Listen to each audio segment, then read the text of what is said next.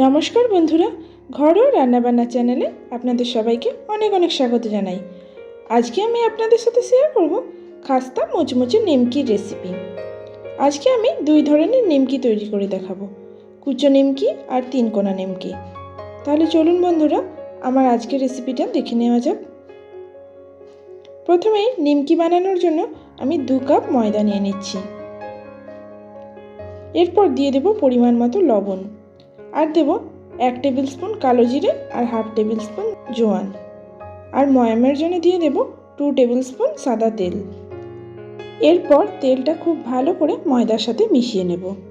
এই সময় ময়ামটা খুব সুন্দর করে মেশানো হলেই নিমকিগুলো খুব সুন্দর মুচমুচে আর খাস্তা হবে। যখন দেখবেন ময়দাটাকে এইভাবে মুঠো করে ধরা যাচ্ছে, তখন বুঝবেন ময়ামটা খুব সুন্দর করে মেশানো হয়ে গেছে। এরপর অল্প অল্প করে জল দিয়ে ময়দাটা মেখে নিতে হবে। এই সময় একসাথে খুব বেশি জল ব্যবহার করবেন না, এতে ময়দাটা পাতলা হয়ে যেতে পারে। আমাদের নিমকি বানানোর জন্য খুব বেশি নরম করে ডো তৈরি করার প্রয়োজন নেই, একটু শক্ত করেই ময়দাটা মেখে নিতে হবে। এতে নিমকিগুলো বেশ অনেকটাই মুচমুচে হবে।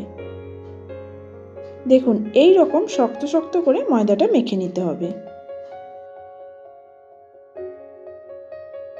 এবার প্রথমে আমরা কুচো নিমকিটা তৈরি করব। তার জন্য এরকম ছোট করে একটা লেচি কেটে নিয়েছি। ঠিক যেমন রুটি তৈরি করার জন্য লেচি কাটতে হয়, তার থেকে একটু বড় সাইজ করে লেচিটা কেটে নিয়েছি। এরপর লেচির ওপরে অল্প একটু ময়দা ছড়িয়ে দিয়েছি। তারপর ভালো করে চেপে চেপে রুটির মতো করে গোল করে বেলে নিতে হবে। এই সময় চেষ্টা করবেন যতটা সম্ভব চেপে চেপে পাতলা করে বেলে নেওয়ার জন্য। এই সময় যতটা পাতলা করে বেলতে পারবেন, নিমকিগুলো ততটাই মুচমুচে আর খাস্তা হবে। খুব বেশি মোটা করে বেলা হলে নিমকিগুলো খুব একটা মুচমুচে বা ক্রিস্পি হবে না। দেখুন বন্ধুরা, এই রকম পাতলা করে বেলে নিতে হবে। এরপর রুটিটাকে এইভাবে একটা ছুরির সাহায্যে লম্বা লম্বা করে কেটে নেব। এইভাবে একটু ছেড়ে ছেড়ে পুরো রুটিটাকেই লম্বা লম্বা করে কেটে নেব। তারপর লম্বা করে কাটা হয়ে গেলে এইভাবে একটু কোনাকুনিভাবে সমস্ত রুটিটাকে আরও একবার কেটে নিতে হবে। এইভাবে পুরো রুটিটা কাটা হয়ে গেলেই দেখতে পাবেন কত সুন্দর পাতলা পাতলা করে নিমকিগুলো তৈরি হয়ে গেছে। এরপর 3 কোনা নিমকি বানানোর জন্য আমরা ছোট্ট সাইজের একটা লেচি নিয়েছি। ঠিক যেমন লুচি তৈরির সময় লেচি বানানো হয়, এখানেও লেচির সাইজটা ঠিক সেরকমই নিতে হবে। তারপর অল্প একটু ময়দা ছড়িয়ে এই লেচিটাকেও পাতলা করে বেলে নিতে হবে। দেখুন, এইভাবে এটাকেও পাতলা করে বেলে নিতে হবে। এবার 3 কোনা নিমকি বানানোর জন্য মাঝ বরাবর ফোল্ড করে নেব। এরপর এর একটা কোনায় অল্প একটু জল লাগিয়ে নেব। তারপর এর আরেকটা সাইড তুলে নিয়ে এইভাবে হাতের সাহায্যে চেপে দিলেই তৈরি হয়ে যাবে 3 কোনা নিমকি।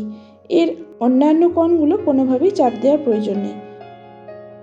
এবার আমরা প্রথমেই কুচো নিমকিগুলো ভেজে নেব। তার জন্য সমস্ত নিমকিগুলোই কেটে রেডি করে নিয়েছি। এরপর কড়াইতে বেশ কিছুটা পরিমাণ সাদা তেল গরম করে নিয়েছি। তারপর তেল খুব ভালো করে গরম হয়ে গেলে নিমকিগুলো একে একে ছেড়ে দেব। প্রথম অবস্থাতে নিমকিগুলো একটু জড়িয়ে গেলেও এইভাবে ছান্তার সাহায্যে একটু নাড়াচাড়া করলেই দেখবেন নিমকিগুলো ছেড়ে যাবে আর এইভাবে ফুলে উঠতে শুরু করবে। এরপর নিমকিগুলো মিডিয়াম ফ্লেমে 1 থেকে 1.5 মিনিটের জন্য ভেজে নিতে হবে। এই নিমকিগুলো ভাজার জন্য খুব বেশি সময়ের প্রয়োজন হয় না। আর যখন দেখবেন এই রকম হালকা গোল্ডেন ব্রাউন কালার আসতে শুরু করেছে, তখনই নিমকিগুলো এইভাবে ছান্তার সাহায্যে ছেঁকে নেবেন। এবার আমরা 3 কোনা নিমকিগুলো ভেজে নেব। তার জন্য তেল খুব ভালো করে গরম করে নিয়ে একে একে 3 কোনা নিমকিগুলো দিয়ে দেব। এরপর লো টু মিডিয়াম ফ্লেমে 3 কোনা নিমকিগুলো ভেজে নিতে হবে। এই নিমকিগুলো একটু সময় নিয়েই ভাজতে হয়। হাই ফ্লেমে এই নিমকিগুলো কখনোই ভাজবেন না, এতে নিমকির ওপর দিকটা লাল হয়ে যাবে কিন্তু ভেতরটা ঠিকঠাকভাবে তৈরি হবে না। এখন লো ফ্লেমে 4 থেকে 5 মিনিট এইরকম লাল লাল করে ভেজে নিলেই তৈরি হয়ে যাবে 3 কোনা নিমকি। তাহলে বন্ধুরা, দেখতেই পেলেন কত সহজেই তৈরি হয়ে গেল আমাদের 2 ধরনের নিমকি। আর এই নিমকিগুলো কিন্তু একদম দোকানের মতোই খাস্তা আর মুচমুচে হয়েছে। আপনারা চাইলে এই নিমকিগুলো 10 থেকে 15 দিনের জন্য সুন্দরভাবে স্টোর করে রাখতে পারেন। তখনও এই নিমকিগুলো এরকম সুন্দর খাস্তাই থাকবে। তাহলে বন্ধুরা, আমার এই আজকের রেসিপি যদি আপনাদের ভালো লেগে থাকে তাহলে লাইক, শেয়ার ও কমেন্ট করার অনুরোধ রইল। আর আমার চ্যানেলে নতুন বন্ধু হয়ে থাকলে চ্যানেলটা সাবস্ক্রাইব করে পাশে থাকতে পারেন। ধন্যবাদ।